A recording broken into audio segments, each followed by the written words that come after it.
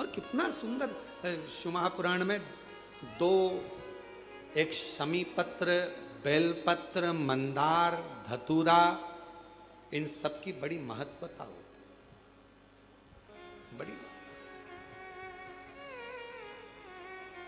कल शिवरात्रि की पूजन में लाल फूल, श्वेत फूल, गेहूं के दाने, काली मिर्च, तिल, धतूरा, इन सब का बड़ा महत्व होता है। इसलिए एक एक चीज जो शिव पुराण में वर्णित है उसको छाट छाट कर आप लोगों को लिस्ट चल रही होगी आस्था चैनल पर।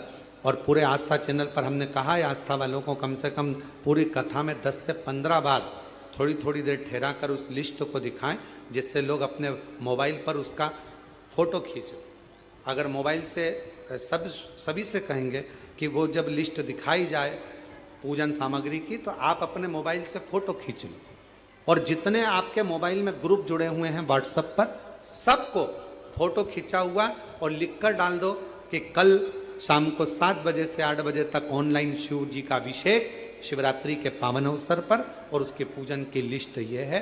साथ में आप अपना नाम भी डाल दो कि मेरी तरफ से श्री शिवाय नमस्तुभ्यम, और आप सब इसको आगे बढ़ाते जाओ। ये शिव तत्व, शिव तत्व, शिव कथा कह रही है, भगवान शंकर का चरित्र कह रहा है। भगवान शिव ने पूर्व का भान देखा। शमी पत्र, मंदार, धतूरा, बेलपत्र, इन सबके पुण्य की महत्वता कितनी कितनी महत्व। शिव महापुराण का एक चरित्र बड़ा सुंदर आता है, और ये कथा हम पहले बात चुके हैं। उस कथा में इसका वर्णन किया था। यदि भगवान गणेश जी की पूजन और भगवान शंकर की पूजन दोनों जब शमी पत्र से करी जाती है, तो शरीर में कैसा भी रोग भरा पड़ा हो, डॉक्टर ने कह दिया कि यह बहुत बेकार रोग है और ये रोग इसका पीछा नहीं छोड़ेगा। यदि आपको डॉक्टर ने कह दिया कि ऐसा है, डॉक्टर की दवाइयां लो, जांच कराओ, डॉक्टर को दिखाओ, रिपोर्ट लाओ, पर साथ में 7 स्थान बताए हैं जहां पर शमी पत्र को अगर चढ़ाते रहे चढ़ाते रहे चढ़ाते रहे तो वो रोग कितना भी बड़ा हो, आखिरी में वो रोग समाप्त हो ही जाता है। 7 स्थान बताए शमी पत्र। अब शमी पत्र के 7 स्थान तो बताएं, पर शमी पत्र की इतनी महत्वता क्यों है? मंदार की इतनी महत्वता क्यों है? गणेश जी की पूजन में, शिव जी की पूजन में इतनी महत्वता क्यों है? 7 स्थान पर शमी पत्र का वर्णन किया गया। 7 स्थान शिव महापुराण के वो 7 स्थान शिवलिंग के आप लोग देखेंगे, दर्शन करेंगे। ये मानकर चलिए ये जलाधारी है, ये जहां से जल बहता है वो स्थान है। ये शिवलिंग है, समझ में आ रहा है सबको? ये शिवलिंग, ये जलाधारी, ये जल बहता है वो स्थान। बीच में अशोक सुंदरी का स्थान, गणेश जी, कार्तिकेय जी का स्थान, माँ जगत जननी का हस्तकमल, शिवलिंग। ऊपर जलाधारी में जया, विषहरा, शामली बारी, दौतली, 7 स्थान बताए। पहला स्थान अशोक सुंदरी का स्थान, द्वितीय स्थान भगवान श्री गणेश जी महाराज का स्थान, जहां गणेश जी का स्थान है सीधे भाग में उस स्थान। तृतीय स्थान मां पार्वती जी का हस्तकमल। चतुर्थ स्थान भगवान शंकर का शिवलिंग। चौथा स्थान। 5वां स्थान नंदी का उठा हुआ चरण, जो नंदी का पांव उठा हुआ रहता है एक आगे वाला, 5वां स्थान। और 2 शमी पत्र भगवान शंकर के सम्मुख में से अपनी कामना कर कर 3 बार पंचाक्षर मंत्र का या श्री शिवाय नमस्तुभ्यम का स्मरण कर कर वो शमी पत्र भगवान शंकर के शिवलिंग पर फिर समर्पित कर दिया जाए। अगर ये 7 शमी पत्र समर्पित कर कर 1 बेलपत्र शिव जी को समर्पित करा जाता है, तो धीरे धीरे कैसा भी बड़े से बड़ा रोग हो वो धीरे धीरे कटना प्रारंभ हो जाता है। शमी पत्र की महत्वता, पूजन में वर्णन, शमी की इतनी महत्वता क्यों है, तो शिव महापुराण में यह भी वर्णन किया गया। औरव मुनि के, औरव ऋषि के कोई संतान नहीं थी।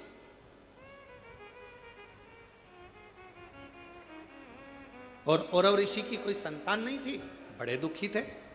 उनकी धर्म पत्नी ने एक दिन औरव ऋषि से पूछा कि संतान की प्राप्ति के लिए क्या करा जाए। औरव ऋषि ने कहा कि शिव के अलावा कौन, तो शंकर की आराधना करी, उनकी धर्म पत्नी ने भी और औरव ऋषि ने। और शिव आराधना का फल ये मिला, धर्म पत्नी प्रदोष काल आता था, शाम के समय भगवान शंकर की आराधना में डूब जाती थी, और औरव ऋषि भी शाम के समय शिव की आराधना करते थे, शाम के समय। और नमः शिवाय, ओम नमः शिवाय, नमः शिवाय, ओम नमः शिवाय, श्री शिवाय नमस्तुभ्यं, श्री शिवाय नमस्तुभ्यं। स्मरण में लगे हैं औरव ऋषि। उनकी धर्मपत्नी भी शाम के समय भगवान शंकर का भजन कर रही, बाबा से प्रार्थना करी, रोज शाम के समय पर भगवान शंकर की आराधना करते, पूजन करते, स्मरण करते। शिवजी ने कृपा कर कर उसका गर्भ ठहर गया। गर्भ ठहरने के बाद एक लड़की ने, कन्या ने जन्म लिया। कन्या ने शाम के समय जन्म लिया, इसलिए औरव ऋषि ने और उनकी पत्नी ने उसका नाम शमी रख दिया। क्या नाम रखा? शमी। कन्या का जन्म हुआ। औरव ऋषि की यहां बड़ी बधाइयां बजी, खूब उत्सव मना। समय आया जब औरव ऋषि के यहां पर कन्या का जन्म हो गया, कुछ समय ही आनंद के साथ में एक ऋषि और हुए जिनका नाम था धौम्य ऋषि।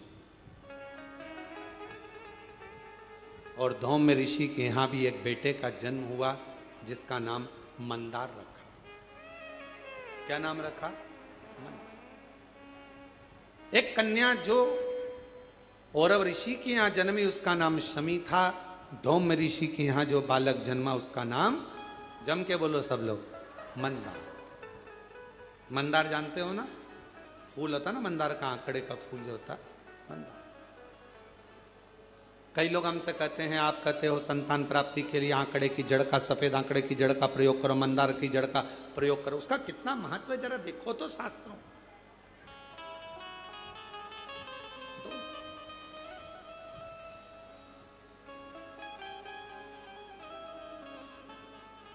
औरव ऋषि की बेटी बड़ी हुई, धौम्य ऋषि का बेटा बड़ा हुआ। दोनों बड़े हो गए, उनका विवाह दोनों ने पक्का कर दिया, औरव ऋषि और धौम्य ऋषि। शमी और मंदार की शादी हो गई। छोटे थे, पहले के समय में छोटी अवस्था में विवाह हो जाता था। आज के समय में तो अवस्था हो जाती है, छोटा समझ में ही नहीं आता कब विवाह करना। पहले लोगों ने विचार करा, पढ़ाओ पढ़ाओ पढ़ाओ पढ़ाओ पढ़ाओ, मना नहीं। फिर नौकरी नौकरी, धंधा पानी, नौकरी नौकरी करते करते कब 30-35 साल के हो गए, विवाह का ध्यान नहीं रहा। फिर बाद में लड़का देख रहे, लड़की देख रहे, विवाह पक्का ना हो पा रहा। फिर ना जाने कहां कहां जाकर, महाराज जी हमारी पत्रिका देखो, महाराज जी हाथ देखकर बताओ, महाराज जी कुछ बताओ, शादी हो जाए, ब्याह हो जाए। अलमस्ती के साथ जाने लगे। चलते चलते बीच में भुषुंडी ऋषि का आश्रम पड़ गया। अब भुषुंडी ऋषि को तो आप जानते ही होंगे कि भुषुंडी ऋषि का आश्रम मतलब, भुषुंडी बाबा कैसे थे? गणेश जी के परम भगत। और भुषुंडी ऋषि ऐसे ऋषि थे, भुषुंडी जी, कि शायद दुनिया में इतना सुंदर ऋषिवर कोई हुआ ही नहीं। इतने सुंदर थे। अप्सरा लोक को छोड़कर भुषुंडी बाबा का केवल दीदार करने के लिए, दर्शन करने के लिए आती थी। इतने सुंदर। एक दिन भुर्सुंडी ऋषि के मन में आया कि मैं सुंदर हूं तो अप्सराएं मेरी ओर देखती हैं, भगवान को नहीं देखती, उनकी आराधना नहीं करती, सब लोग मुझे देखते हैं, क्या करूं ऐसी सुंदरता का। एक दिन भुर्सुंडी ऋषि ने तप करा, साधना कर कर गणेश जी को प्रकट कर लिया। गणेश जी ने कहा मांगो तुम्हें क्या चाहिए।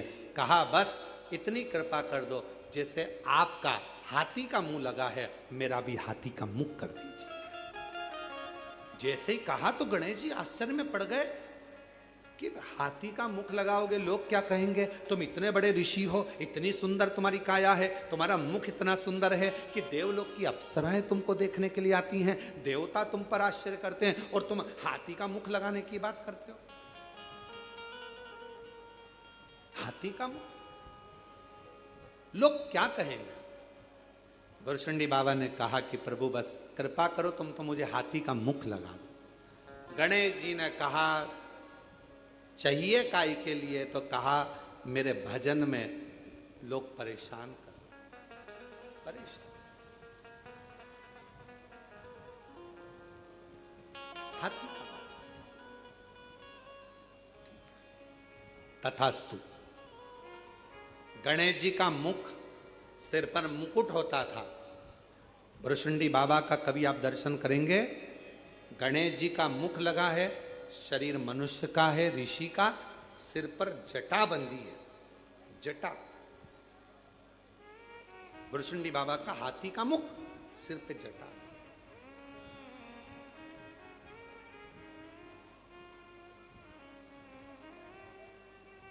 भुर्सुंडी बाबा वहां अपने आश्रम में थे, शमी और मंदार निकल कर जा रहे थे दोनों। अब नवयुवक थे, युवान थे, कई बार हंसने में आ गया। जैसे ही उन्होंने भुर्सुंडी बाबा का रूप देखा कि हाथी का मुख लगा है, मनुष्य का शरीर है, सिर पे जटाबंदी है, बड़े हंसने लगे और जो ठाका लगाकर हंसे, इतनी देर में भुर्सुंडी बाबा को क्रोध आ गया। और भुर्सुंडी बाबा को जैसे ही ऋषि को क्रोध आया, उन्होंने श्राप दे दिया, ए शमी, ए मंदार, तुम इतने सुंदर, इतने विद्वान, इतने ज्ञानवान होने के बाद भी एक ऋषि पर हंसे हो, मैं श्राप देता हूं, ये तुम्हारी जड़ता है, इसलिए तुम दोनों वृक्ष के रूप में हो जाओ, ये मेरा श्राप है। चरणों में पड़ गए, क्षमा करो, क्षमा, गलती हो गई, क्षमा कर दो।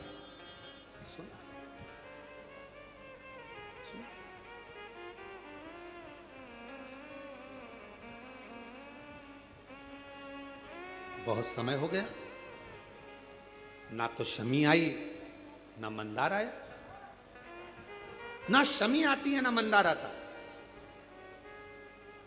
पिताजी को लगा और अब ऋषि को लगा कि मेरी बेटी से मिलकर आऊं। मिलने गए तो बेटी नहीं थी। कहा धौम्य ऋषि ने, दोनों गए हैं पर आए नहीं, ढूंढने निकले। और अब ऋषि ढूंढने निकले, धौम्य ऋषि ढूंढने निकले, ढूंढते ढूंढते वही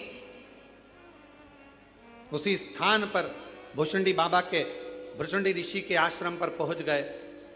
वहां पर जाकर नमन करा कि मेरे बेटे और बहू आए थे, क्या आपने देखा है? कहा उन्होंने मेरी हंसी उड़ाई, मैंने उन्हें श्राप दे दिया, वो वृक्ष बन गए। महाराज कृपा करिए, कृपा करिए, इन दोनों की मुक्ति का कोई उपाय बता दें। मुक्ति का कोई उपाय। कहा मैं गणेश जी की आराधना करता हूं, आप भी गणेश की आराधना करो। श्राप तो मैंने दिया है, पर श्राप से मुक्त भगवान श्री गणेश जी महाराज कर देंगे। धौम्य ऋषि ने और औरव ऋषि ने गणेश जी की आराधना करना प्रारंभ करी। गणेश जी प्रसन्न तो हो गए। गणेश जी ने कहा मांगो क्या चाहिए? भुर्सुंडी ऋषि ने मेरे बेटा बहू को श्राप दे दिया है, उन्हें श्राप से मुक्त कर दो। भुर्सुंडी बाबा ने तुरंत उसी समय पर गणेश जी महाराज बोले, भुर्सुंडी ने श्राप दिया? वो तो मेरा परम भगत है, और अगर उसने श्राप दिया है तो मैं उस श्राप को तोड़ नहीं सकता। आप कुछ और मांगना हो तो मांग लो। महाराज क्या मांगे? आप उन दोनों वृक्ष पर कृपा कर दो। गणेश जी महाराज ने कहा आज मैं वचन देता हूं, शिव पुत्र गणेश वर देता है, भगवान शंकर के गणेश कह रहे हैं, मैं शिवपुत्र गणेश आज वर देता हूं, ये शमी और मंदार का पेड़ वृक्ष, इसकी पत्ती और इसके फूल जो मेरे पिता शिव जी को समर्पित करेंगे, जो मुझे समर्पित करेंगे, जो उनके मन की कामना होगी वो सारी कामना उनकी हम पूर्ण करेंगे।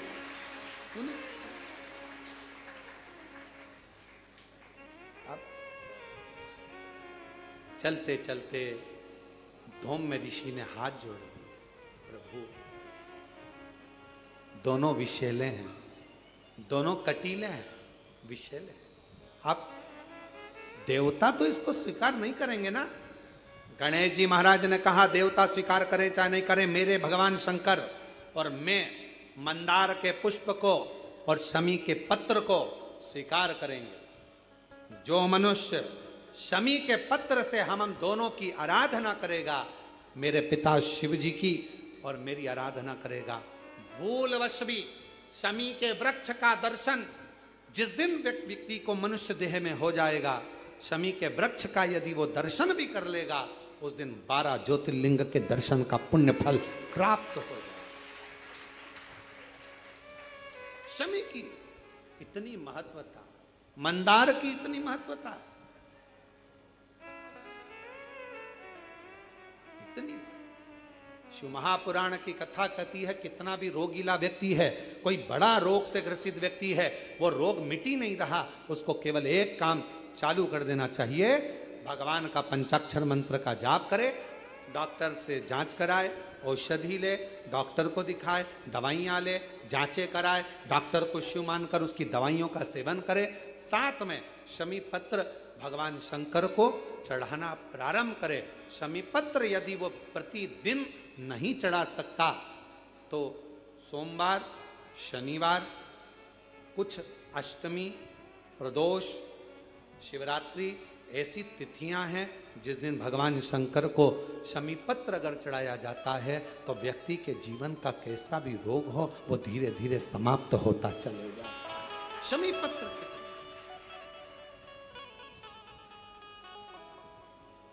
बेल पत्र का वृक्ष घर में रखते हैं, शमी का पौधा घर में रख सकते हैं, पर शमी का पेड़ घर में नहीं रख सकते। शमी छोटा रहे, छोटे से पौधे के रूप में रहे, तब तक घर में रहे, स्वीकार है, पर शमी का पेड़ अगर बनते चले जा रहा है तो वो घर के अंदर स्वीकार नहीं। शमी पौधे के रूप में गमले में रहे, क्यों? दर्शन होगा, दर्शन होगा। यहां तक कहा है महाराज, अगर शरीर का कोई अंग, उसका एक प्रमाण है, देखिए यहां हालत खराब, किसी की सामर्थ्यता नहीं। शमी का पौधा जिसके घर में, पर उतना याद रखना, शमी का पेड़ नहीं, बेलपत्र का वृक्ष तुम्हारे घर में हो, शमी का वृक्ष नहीं, शमी का पौधा हो रहे, जिसके घर के आसपास में, घर के नजदीक में शमी का छोटा सा पौधा होता है, वहां पर भी कोई गलत कार्य कोई कर नहीं सकता। किसी की सामर्थ्यता नहीं, सामर्थ्य। शिव तत्व की प्राप्ति। और महाराज शिव शिव है, शंभु शंभु,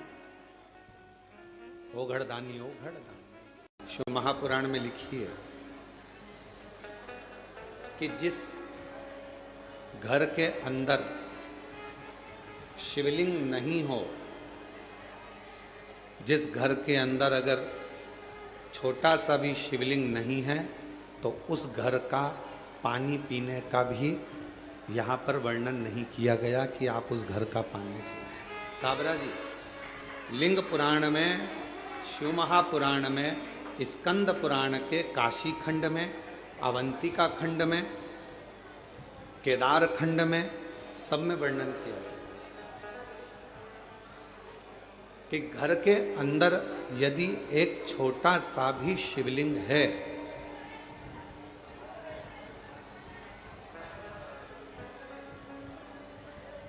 घर के अंदर यदि एक छोटा सा भी शिवलिंग है, छोटा सा,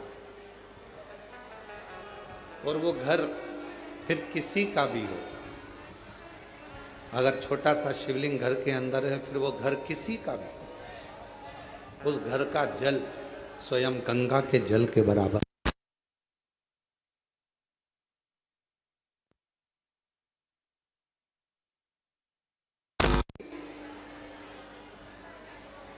यदि घर के अंदर शिवलिंग विराजमान है, छोटा सा भी अगर शिवलिंग,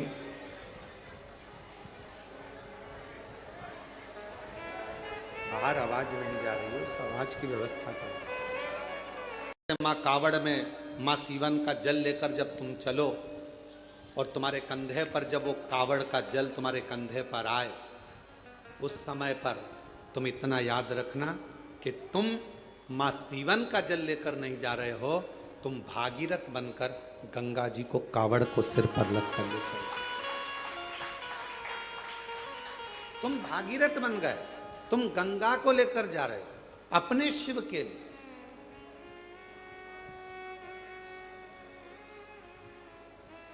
कोई तुमसे कहे जल कहां से भरा, कहा सीहोर से, कितना किलोमीटर जाना है, 11 किलोमीटर है। जल कौन सी नदी का है, तो कहा सीवन का जल है। कब तक सीवन का जल है, जब तक तुमने वहां से नहीं भरा। तुम्हारे दोनों कलश के अंदर, कावड़ के दोनों लोटे के अंदर, कावड़ के दोनों कलश के अंदर जब सीवन का जल भरा गया, तुमने अर्चना कर ली, पूजन कर ली, कंधे पर रख लिया, फिर वो सीवन का जल नहीं रहा, वो गंगा जल बन गया और तुम भागीरथ बन गए।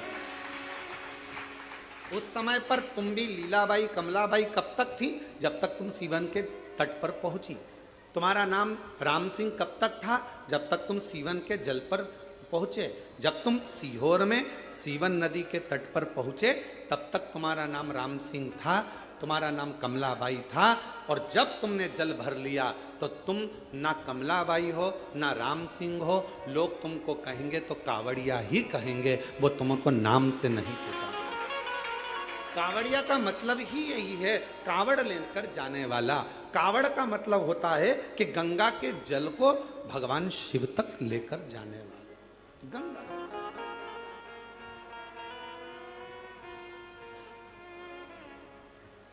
वो सीवन का जल, मां सीवन नदी का जल, सीहोर का जल कब तक जल है, जब तक वो सीवन के तट पर है।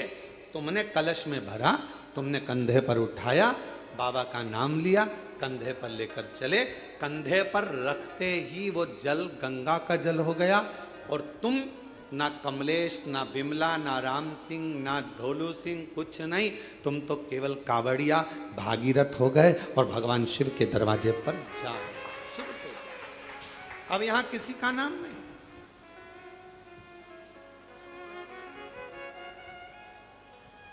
किसी का नाम।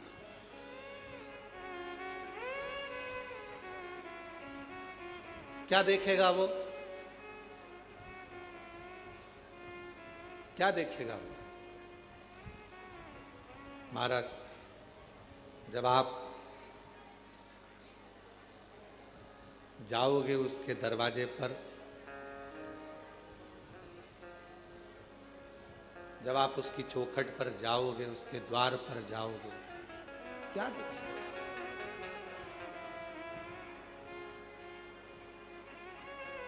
अगर वो देखेगा, अच्छा बोलिए, ईमानदारी से बोलना, जितने लोग आस्था चैनल पर कथा सुन रहे हैं, जितने फेसबुक यूट्यूब पर कथा सुन रहे हैं,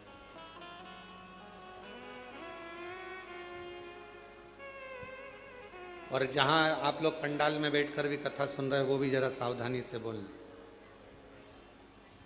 भगवान की डायरी में तुम्हारा नाम लिखा है क्या? राम सिंह केरावत, औरंगाबाद से। भगवान कहेगा कि किसी से पूछा जाए, भगवान राम जी से पूछा जाए कि लंका का राज्य तुम्हें कैसे मिल गया, रावण का तुमने संहार कैसे कर दिया, तो कहा शंकर भगवान की कृपा से। भगवान कृष्ण से कोई पूछे कि द्वारका का राज्य कैसे मिल गया, द्वारका के अधिपति कैसे बन गए, तुम्हारे यहाँ संतान की प्राप्ति इतनी हुई कैसे हो गई, तो कहा शिव की कृपा से। दुनिया का कोई व्यक्ति ऐसा नहीं है जिसको मेरे भगवान ने दिया नहीं है, मेरे शिव ने कृपा नहीं करी, बस उसको भजने वाला चाहिए, उसको करुणा करने वाला, उसको जपने वाला चाहिए। केवल स्नान से कोई कहे 100 बार नहा लो भगवान मिल जाएगा, कोई के कपड़ा बदल लो भगवान मिल जाएगा, कोई के ऐसा कर लो भगवान मिल जाएगा। तुम तो एक काम करो, सारी समस्या का हल जल। दिल से आए, एक लोटा जल चढ़ाया, श्री शिवाय नमस्तुभ्यं। आज के जमाने में इतना आडंबर, कोई के महिलाओं को ओम मत बोलने दो, तो कोई के पुरुषों को ये मत बोलने दो, तो कोई को ये मत बोलने दो। इसलिए शिव महापुराण ने एक शब्द दे दिया, एक अक्षर दे दिया विद्येश्वर संहिता का, श्री शिवाय नमस्तुभ्यं। अब इस शब्द में कोई लफड़ा नहीं, कोई लड़ाई नहीं, कोई विवाद नहीं। कोई नहीं कहेगा तुमसे कि इसमें ओम लगाओ, कि ये मत लगाओ, कि वो मत लगाओ।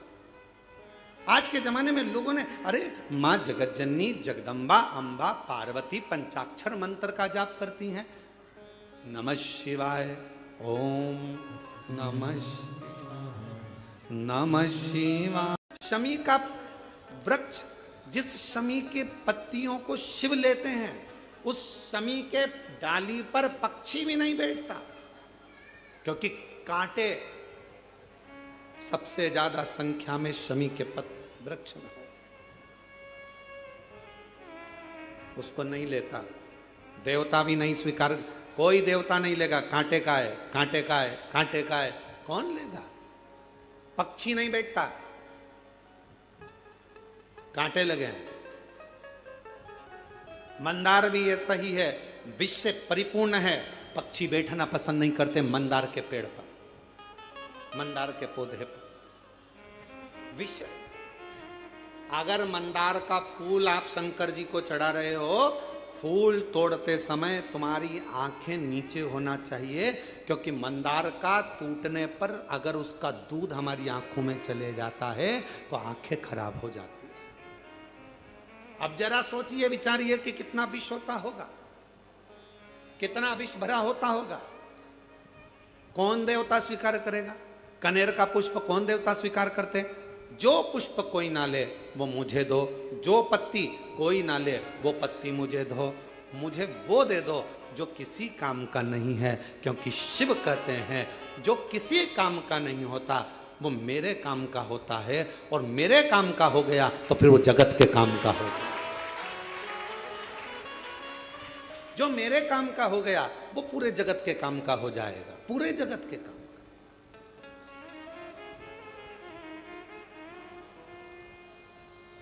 काबरा जी, अभी गुप्ता जी भी बैठे हैं, ध्यान दें, काशी में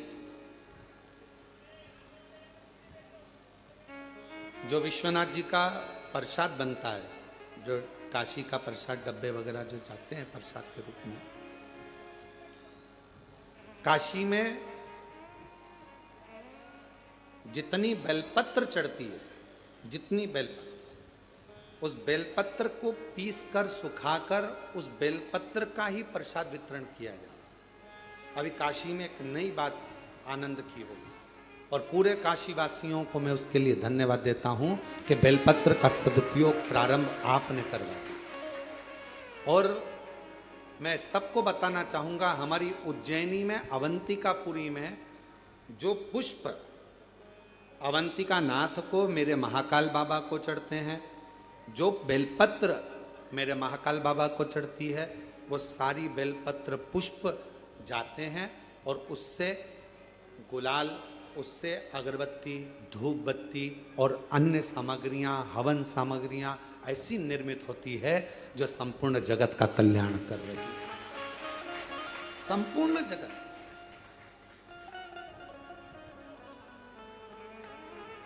यहां पर आते हैं लोग कुबेरेश्वर धाम पे, हमसे पूछते हैं गुरुजी हम यहाँ आए हैं, हम यहाँ से क्या प्रसाद लेकर जाएं? हम उनको कहते हैं आप कंकर शंकर लेकर जा रही हो ना, अगर आपके पास में बेलपत्र है, चढ़ाई है, उठाकर ले जाओ।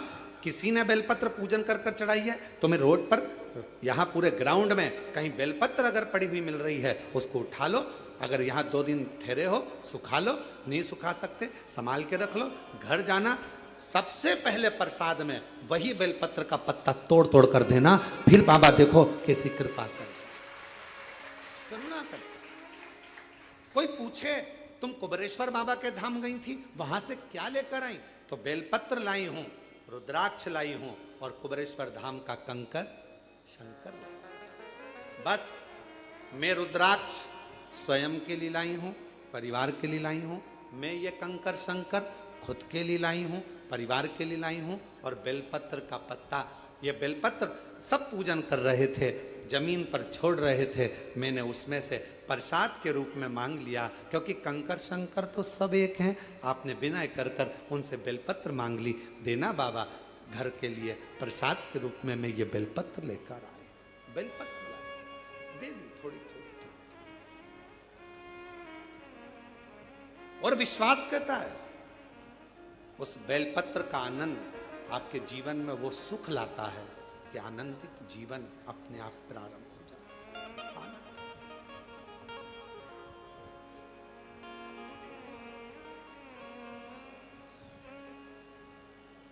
हम इस प्रांगण में भी ज्यादा नहीं निकलते। क्यों? आप और हम सब जो घर पर नहीं है, जो यहाँ है, वो यहाँ पूजन करेंगे। शाम को 7 बजे आप और हम इसी हाल से बड़े आनंद के साथ में पार्थिव लिंग का पूजन बाबा को ऑनलाइन पूरी दुनिया के साथ में, पूरे विश्व के साथ करेंगे। हृदय से पुकारना उसको, हृदय से।